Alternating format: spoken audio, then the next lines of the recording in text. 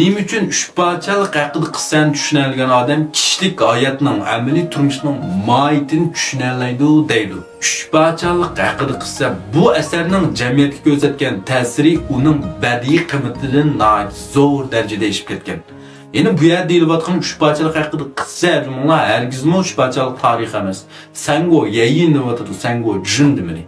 Endi biz bu üçparçalık hakkında kıssani 15 yaştan 25 yaşlar etrafında köyge vaktimizde hemimiz Guayyu, Lübu, Cavzolonlarını görürüz. Şularının uruşqa yerlerini görürüz. Hatta şulardaki boğumuz kildi.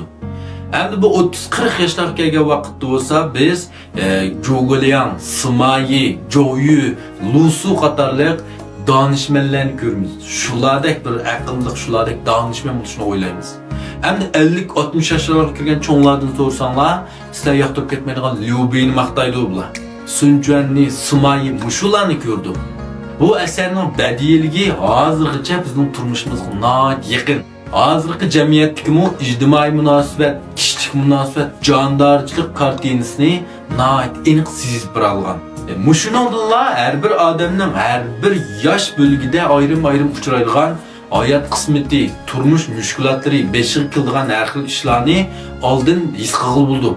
Endi bunu okup, körüp, muşunda haqiqiy düşünelgen adam özünün şu hayat böleklerinde öz beşik kelgen her xil külfet, müşkülatlarını çokum yengelaydı dep oylayman. Yani şunu çokum berdaş quralaydı. Çünkü bularmı his qıldı da bunu adamga maş yaş vaqtda muşundaq işler kilidken, doğru iken bu yalğız manal emasken, her qanday bir kishi o'rtaq ekan, men qancha bek tirissam, muşuni qanchalik bek yengib alsam, men muşuni kuchli olayotganman deganni har bir kishi his qila oladi. Asarda qarasak ko'pinchalar Liubeyni ancha yoqtirib ketmaydi. Ya'ni men Liubeyni eng biz o'rganishimizga tegishli shaxs deb maqtaganim nurg'ullar, hatto ba'zi gaplarlarni tilgan meni. Lekin asarga qarasak Liubey o'tirib chiqqandan keyin Canfei, Guayyu, Zilum, yeni danışmanlardan Jogolian, Pantun qatarlıqdan nemişki bunun ergişipmen oldu. Nemişki bularning iqtidori qarasak Liubey'den yuqurida turdi, lekin hammasi Liubey'ga ergişidi, Liubey'ni qo'llaydi. Chunki Liubey'da qat'iy bo'shashmaydigan iroda va aniq hayot nishoni bor buning. Aniq bir nishoniga qat'iy bo'shashmaydi. Xuddi Tangsingga o'xshaydi, shunami? Tangsingni shundaq Tangsingning mu hayatida aniq bir nishoni var, yeni bir nomekleme. Şuna bunun qarsak bu Sunukung, Jubaji, Shasung, Daylongma bu hemmisinin iqtidori Tangsingdan natijas üstün. Lekin mush ustozga ergishidi, mushuni qo'llaydi, mashunga yordam qildi. Yani bu ikkalisi o'zining hayot nishonini, irodasini ifodalab, boshqalarni o'z roziligi bilan o'zini qo'llaydigan, mashinaga ergishib qilsak, mushundaq bir nishonga yeta oladiganmiz degan niyatga akil olgan. Bu asosh emas, bu nayt qiyin ish. Buni qila oladiganlarmi nayt oz. Buni yolg'iz iqtidori yoki balak narsa bo'lsa bo'lmaydi.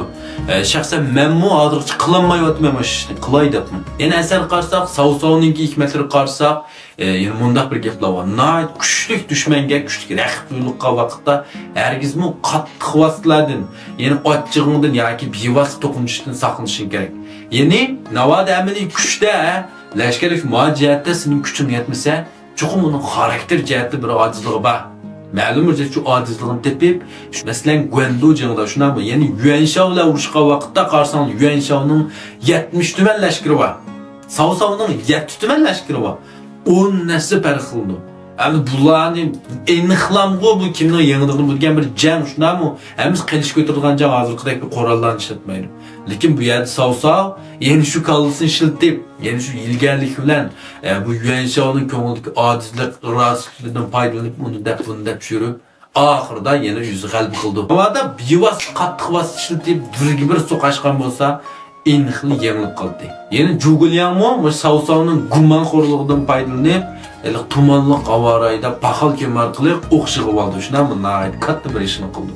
Yana bu Joyu'mu bu Savsovninki shu gumonxo'rligi, mushiyatdagi mijaz, xarakterga ojizlikdan foydalanib qanday qildi? Orni buzish hilasini ishlatib, Saymonni o'ltirgizib atdi. Yani uning ikkilar Huangayni avatdi. Ajoyib. Yani bu yer butunlay Savsovning xarakterga ojizlikdan foydalangan ishkilisi. Shunga biz bu ijtimoiy munosabat, kişilik munosabatda o'z ojizligimizni yushirishni bilishimiz kerak. Lekin bu herkesning o'zidan xudiksirashni bildirmaydi, buni xato tushunmayman.